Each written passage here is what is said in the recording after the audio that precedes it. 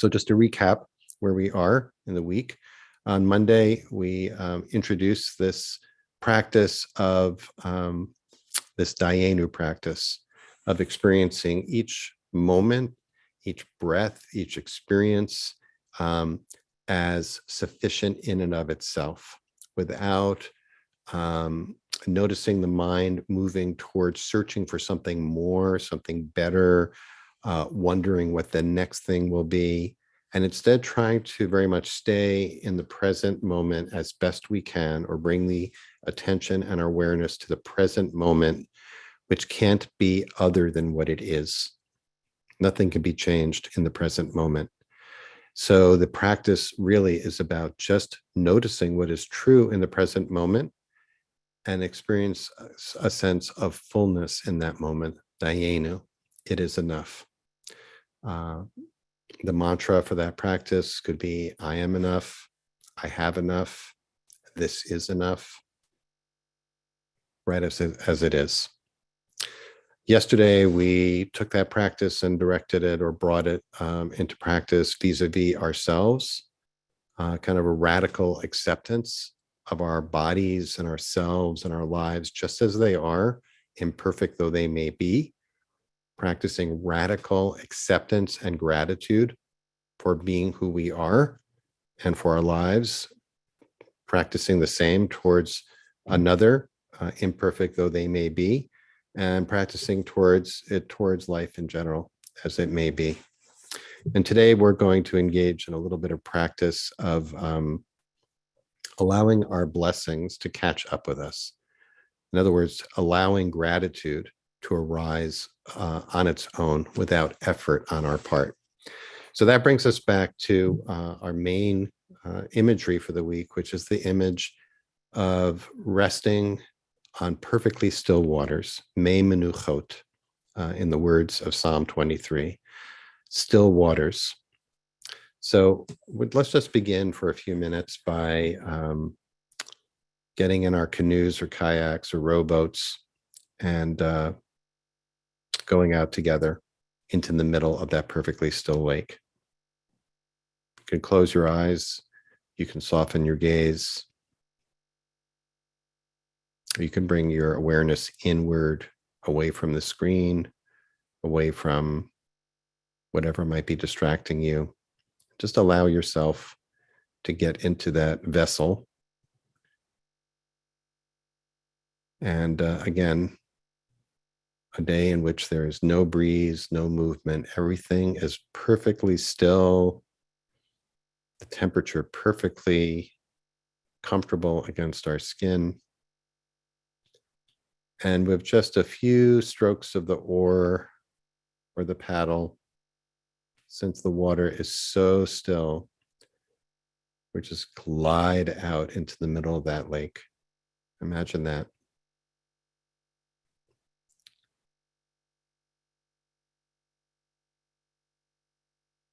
And once again, the surface of that lake is so quiet and so still. It is clear and unmoving, as if it were glass or a mirror. It's just reflecting the sky perfectly. So as we make that last stroke, last paddle, we allow ourselves to coast to a stop.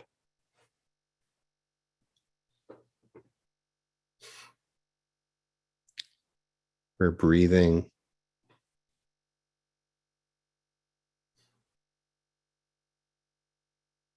We're noticing the natural vibration of aliveness in our bodies, letting some of that excess energy, the energy that comes from efforting, we're letting that subside. No effort. Coasting to a stop. Just the momentum of our efforts now, letting us come to complete rest, letting go of any need on our part to do anything other than be still and breathe.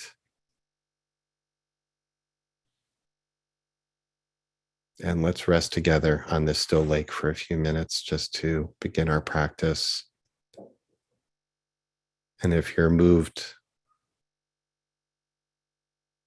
if some words rise to your lips, they might be something like Dayenu or Moda Ani or Moda Ani, I'm grateful. Or just thank you. Thank you for this stillness. Thank you for just letting me be.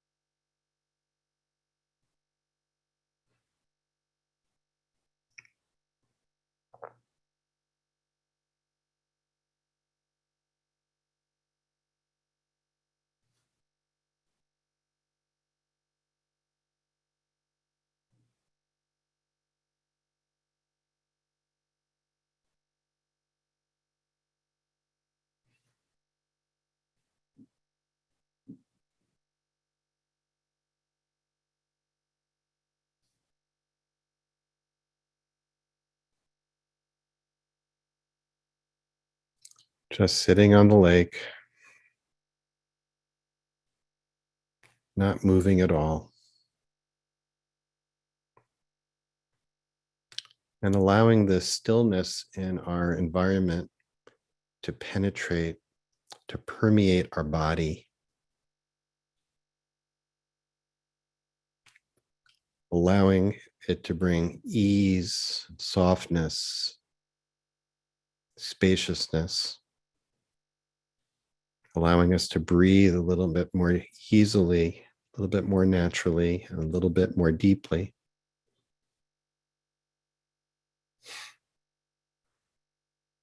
Might sigh audibly even, just to feel the relief and release of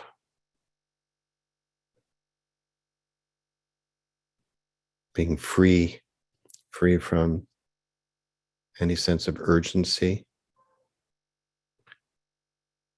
nothing to do right. This is resting in Hod, resting in Shabbat, resting in gratitude. You might notice feeling a little bit more still in the body, not perfectly still, but a little bit more still. A little bit more still and calm in our emotional life.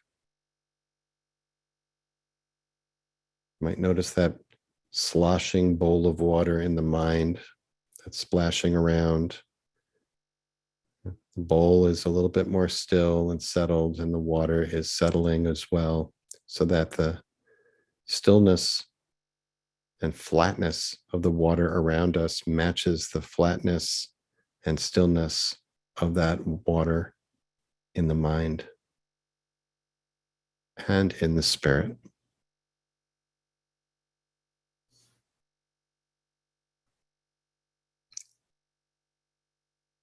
Remembering the neshama tahora, the pure soul.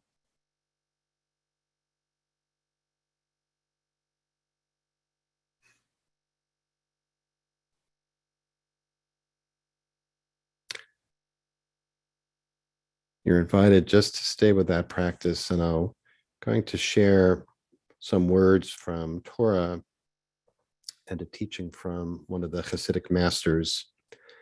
And you're welcome just to, if your eyes are closed, to stay with that. If you're more soft, if you have soft gaze, no need to look at the screen, but I will share these words.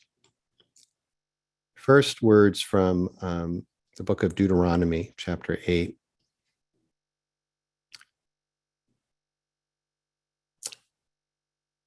Hishamer lecha, pen tishkach et Adonai Elohecha. Be alert, watch out, stay present, lest you forget your God, Yud He Vav He, and fail to keep the divine commandments, rules, and laws I enjoin upon you today. These are the words of Moses in his farewell address to the Israelites before his death. Stay alert, he says, lest you forget how you've gotten where you are right now. He says, when you've eaten your fill and you have everything you need, there's the danger that your heart will become haughty. Your ego will take over and you'll forget your God, the God who freed you from Egypt and who has been the source of all your blessings until now. And instead, you might say to yourselves, says Moses to the Israelites, my own power and the might of my own hand are responsible for this. I've done this all myself. And Moses says, when that happens, when you forget the source of your blessings, remember, V'zacharta et Adonai Elohecha. Remember, it's your God, Yud He Vav He, Habaya, being itself. Being itself, life unfolding gives you the power, the koach, to have and to witness all that is around you. You are a vessel. You are a channel. It all comes from God. Paraphrasing the words of Moses to the Israelites. The Hasidic master, Rabbi Moshe Chaim Ephraim, in his work, the Degel Machane Ephraim, teaches this. You might expect people like us to chase after blessings, to try to become grateful, try to go after our blessings. Not that blessings would run after us. But in Psalm 23, King David, who allegedly wrote the Psalms, wrote, Ach tov v'chesed yirdefuni, kol yemei chayai.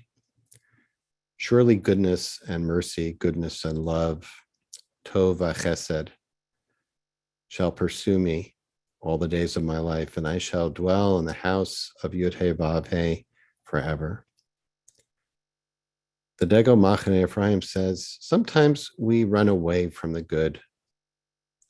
We don't recognize the good. Due to our constricted and diminished consciousness, we don't even know if it's good. Because we are not clear and because we are not as aware, we forget the goodness. We take it for granted. We assume it. It is unremarkable. It is no longer miraculous to us.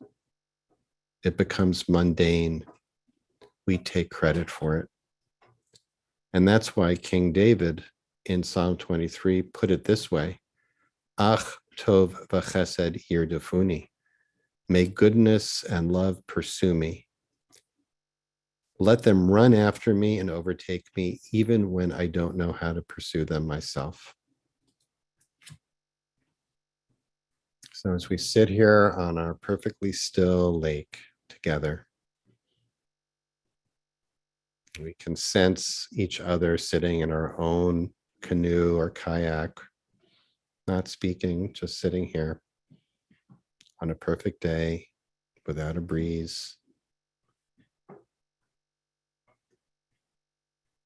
Just being still together for a few minutes. What a gift. The invitation is to follow the teaching of the Degel Machane Ephraim and of Psalm 23 and let Tov, let goodness, Chesed, let loving kindness, loving compassion, loving connection.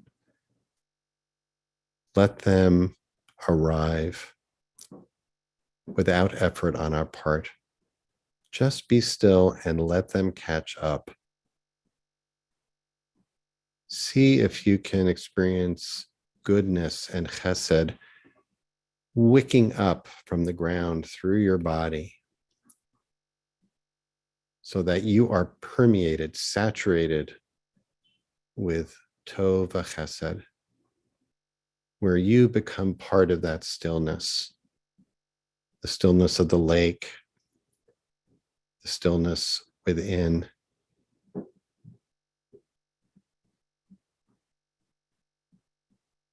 So let's sit and let the blessings catch up to us. Let's absorb the goodness. We'll sit in silence for about the next 10 minutes.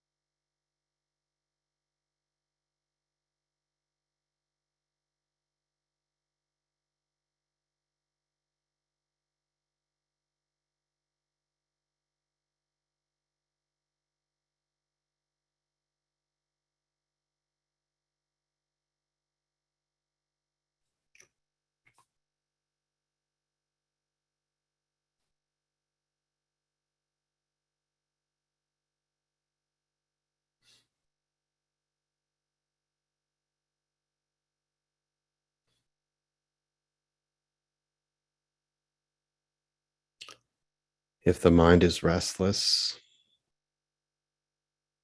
bored, searching for entertainment, we just notice that That's what the mind does. And we can be grateful for that too. Grateful to have a mind that is curious and searching. Might just label that, my mind is searching. So instead of focusing on what it's searching for, just notice that's what's happening right now. The mind is searching. Maybe we can bring the mind back to an anchor in the moment, whether it's the breath or the sensation of stillness. What does it feel like just to be still? Can you feel the part of yourself that welcomes it, that yearns for quiet and yearns for rest? And can you honor the part that is craving stimulation and movement and just say, I'm glad you're here, but not right now. Maybe later.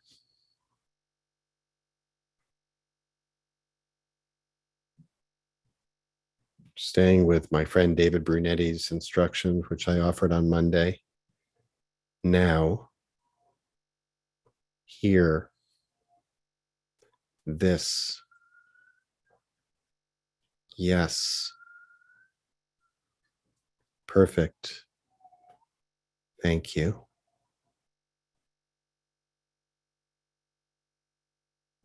Staying tethered to now, to here, to this.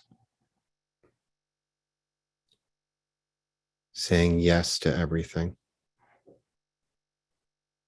Perfect. Thank you.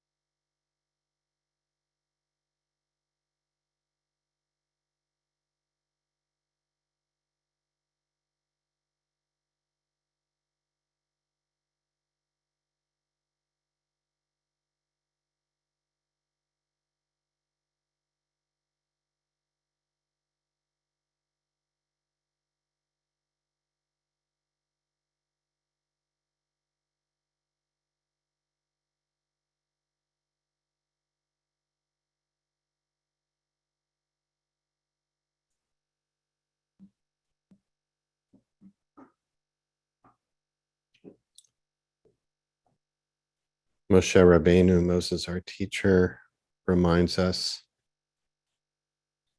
that we are likely to forget all the time the source of our blessings.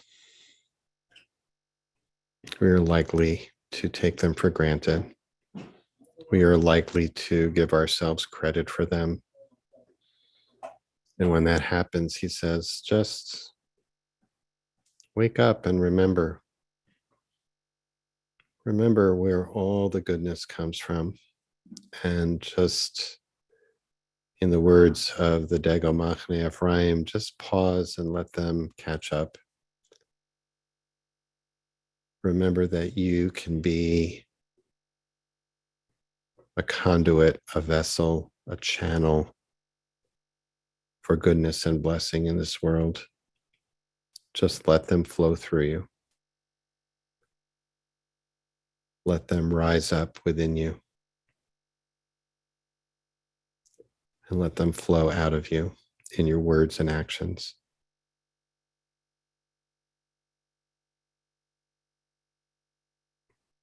And for the last stretch of our sitting together here on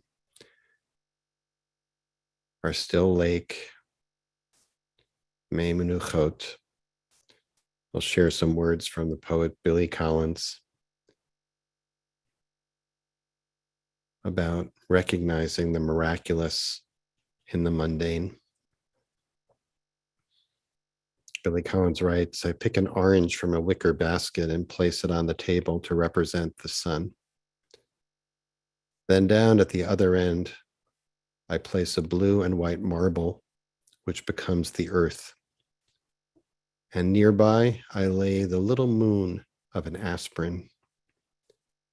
I get a glass from a cabinet, open a bottle of wine, and I sit in a ladder-back chair like a benevolent God presiding over a miniature creation myth. And I begin to sing a homemade canticle of thanks for this perfect little arrangement, for not making the earth too hot or too cold, for not making it spin too fast or too slow, so that the grove of orange trees and the owl become possible. Not to mention the rolling wave, the play of clouds, geese in flight, and the Z of lightning on a dark lake. Then I fill my glass again and I give thanks for the trout and the oak and the yellow feather, singing the room full of shadows as sun and earth and moon circle one another in their impeccable orbits. And I get more and more cockeyed with gratitude. Let's join him in just witnessing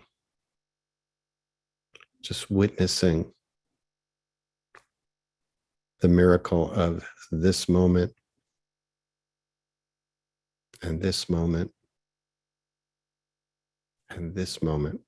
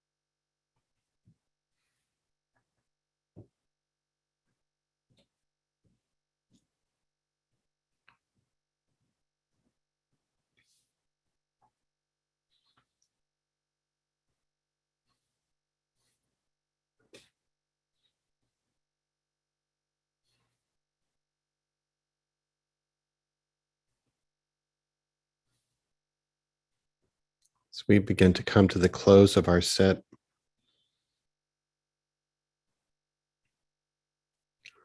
inviting you to consider the question, how does it feel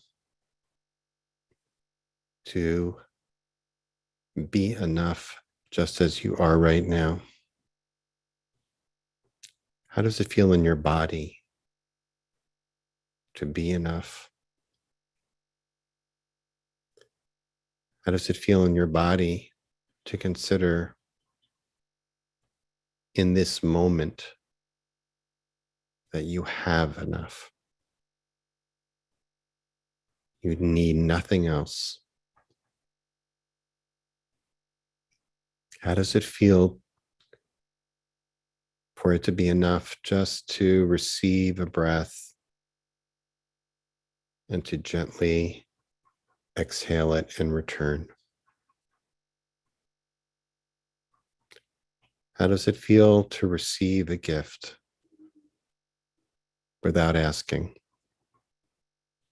freely given, without strings, as a manifestation of love towards you?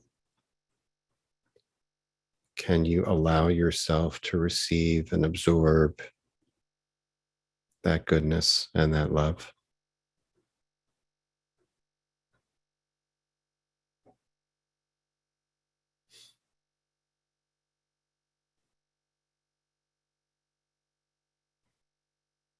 And so for those last few minutes of the sit, if it feels right for you to do so, you can turn the corners of your mouth upward and a little smile, a smile that is energized by your own gratitude.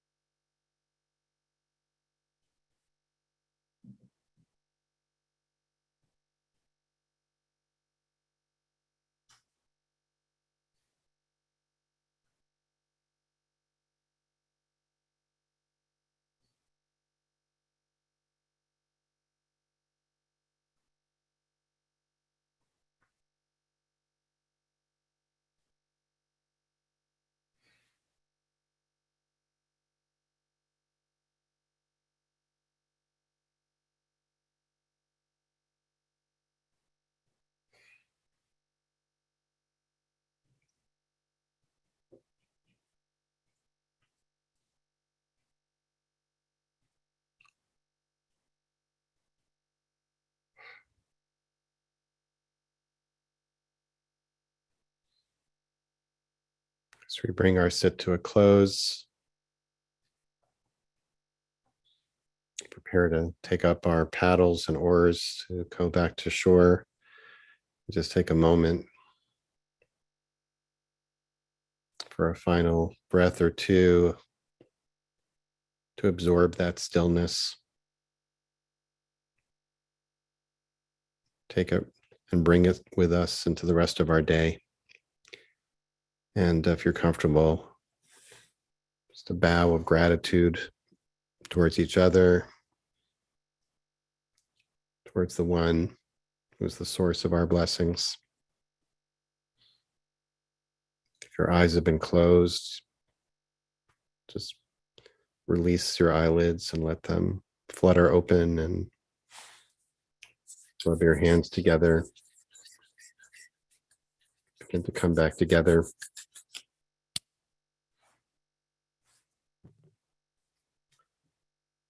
May we remember to be still enough to allow those blessings to catch up to us and to wake up to the deeper truth of the source of the goodness, love, and blessings for which we are intended to be vessels in this world. And I'm grateful to each of you for being here to engage in this practice, and may it be for the sake of increasing that goodness, that love, and peace and justice in this world.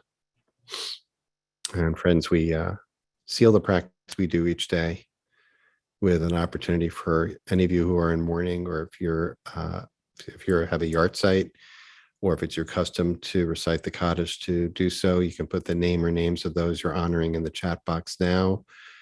If you're not reciting Kaddish, please do be present for those who are. And if you're reciting Kaddish, maybe you want to think about a moment of something for which you are grateful to the person you're honoring and remembering today. Thanks to Kat for sharing the words on the screen. And if you're reciting Kaddish, I invite you to join me now by rising in body or in spirit to recite the words together. And you can unmute at this time.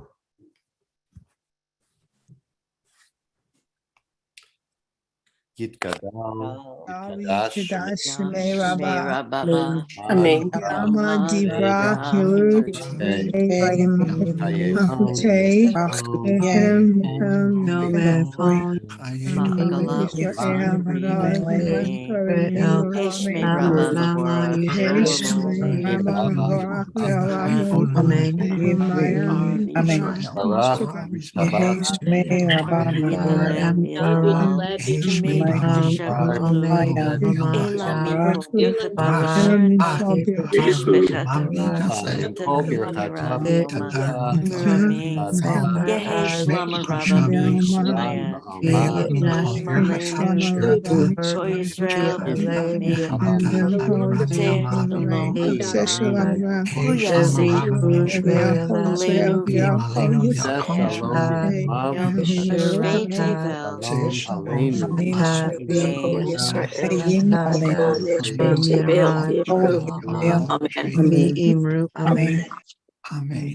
Amen.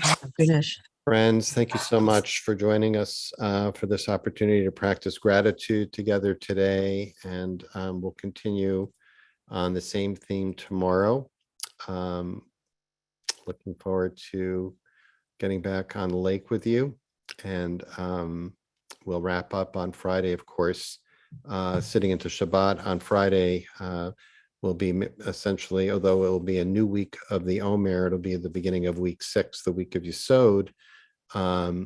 We will make a little bridge from this week of Hodaya practice into Shabbat, and we'll be grounding our practice in Psalm 92, which is understood as the Psalm for Shabbat, which is a psalm all about Hodaya and gratitude.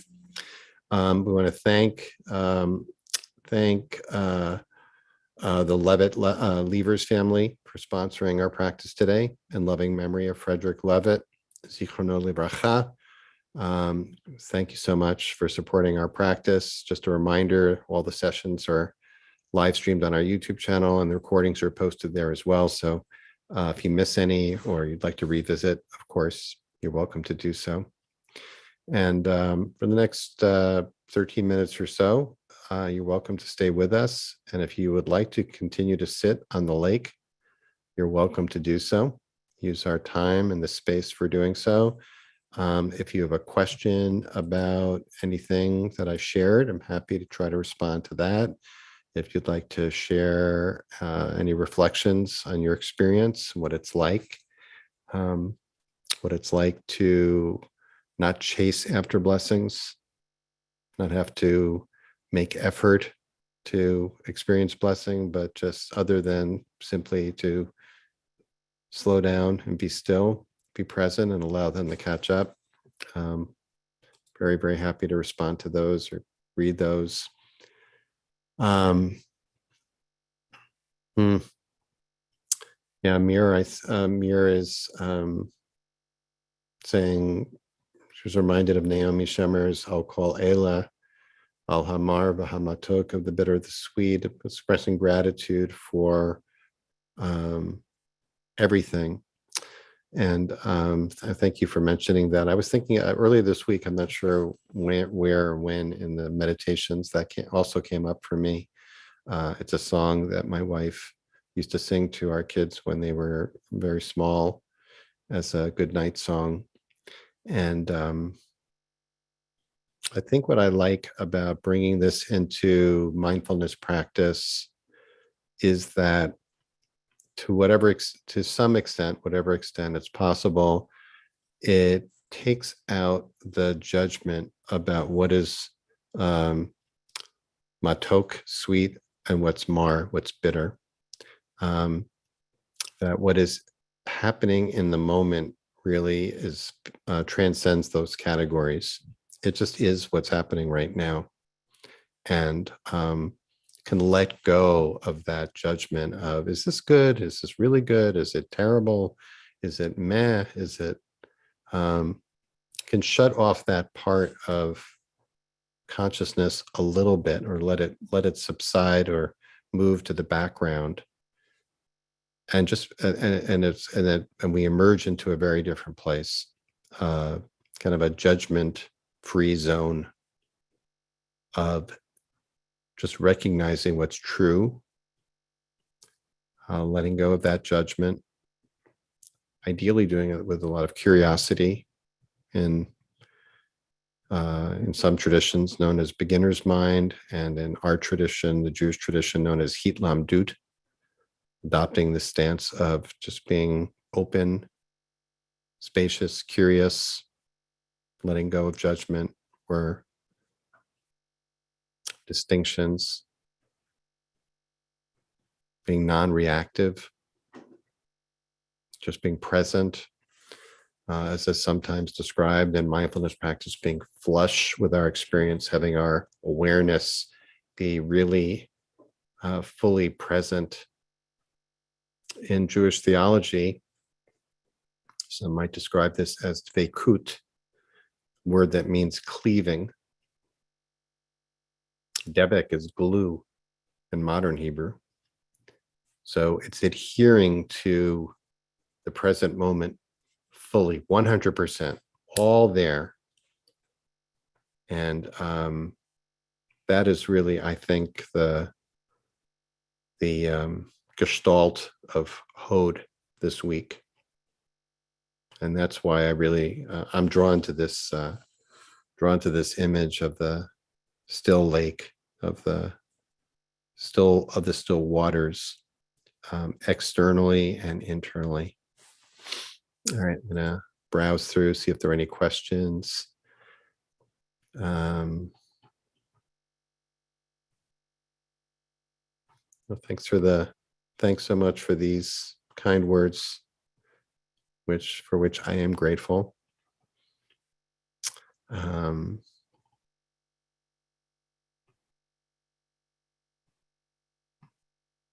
Deborah's asking if I quoted a rabbi. I did quote a rabbi. Quoted two rabbis. Moshe Rabbeinu, known as our tradition, Moses, our teacher. And I paraphrased his teaching in Deuteronomy, Parshat Ekev, which is really, to me, it's a very, very powerful part of Torah, where Moses this is on the edge of the promised land, as the people are about to enter this land that he's not going to enter. He's kind of giving them his final charge. And he says, hey, it's human nature to forget, this unbelievable journey we've been on. And you, the next generation that wasn't born in Egypt, you didn't have that experience. You didn't cross the Red Sea. It's not, you're going to take it all for granted. And even more likely, you'll attribute it to yourself. Your ego will take over. The awe and wonder of the previous generation will have passed, and it will all be mundane. When that happens, recognize that. Say, oh, I'm treating this as mundane. I'm treating this as unremarkable, not miraculous. And just pause and remember, this is miraculous. That's why I really love that Billy Collins poem, where in a sense, he becomes the master of the universe, creating the constellation on his kitchen table with an orange and a marble and an aspirin. But when he sees that, I think what it does is it gives him it reminds him of the larger perspective of, well, I can put an orange and a marble on the table, but what's really amazing is that the world that we're on and the sun that we depend upon are all operating so perfectly to make this moment possible. It is unfathomable. Can't really wrap our heads around that. And we're a place of gratitude. And then the other rabbi is the Degel Machane Ephraim, Rabbi Moshe Chaim Ephraim, this is a teaching we've used frequently at IJS. Some of you may have been on SITs or other programs where we've used that text, which I think is just a very powerful one, which frees us from the sense that we need to chase after what it is that we need. In so many places in Jewish tradition and in Jewish folklore, where the basic moral of the story is what you're looking for is right there. It's right here. If you allow yourself to look for it in what is present right now. And Moses himself comes to that place at the end of the book of Deuteronomy too, where he says, Lo vashamayim hi. It's not up in the heavens that you have to go up and get it. It's not across the oceans. And you don't need somebody to get it for you. It's right in you, in your heart and in your mouth. It's inside each one of us. I love that. And that's why I also love the idea of the still waters, coming into still waters or being led beside still waters can be a reminder that there are still waters within us as well. We have that capacity. Okay, Nancy, thank you for mentioning, that metaphor that imagery may not work for everyone. So here's an alternative, which maybe I could have suggested. Really what we're just trying to conjure up is a place of stillness.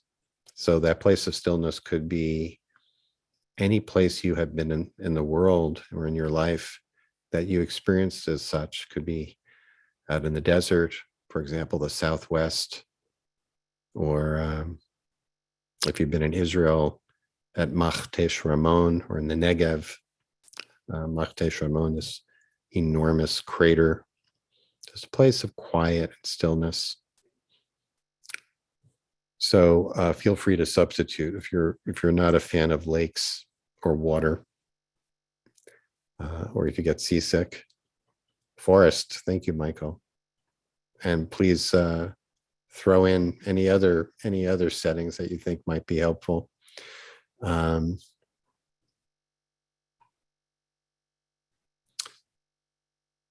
And I'm sorry I didn't think of that earlier.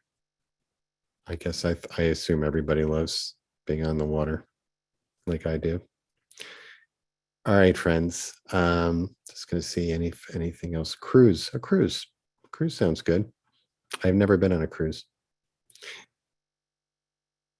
Okay. So in the future, I'll invite people to come back on the lake tomorrow. But if that's not for you, just we'll meet you out at the campsite in the forest or in the desert or wherever it is that helps you access a sense of stillness around you and in you. So thanks so much to Kat, expressing Hodaya to Kat for what Kat does for us on these daily sits, and to the Levitt Levers family for sponsoring us today. And want to offer my gratitude to each of you and invite you to take that in from me, from my heart to yours, for being present and sharing the journey together. And we look forward to seeing you tomorrow, and if not, sometime soon. Many blessings, everyone. Be well.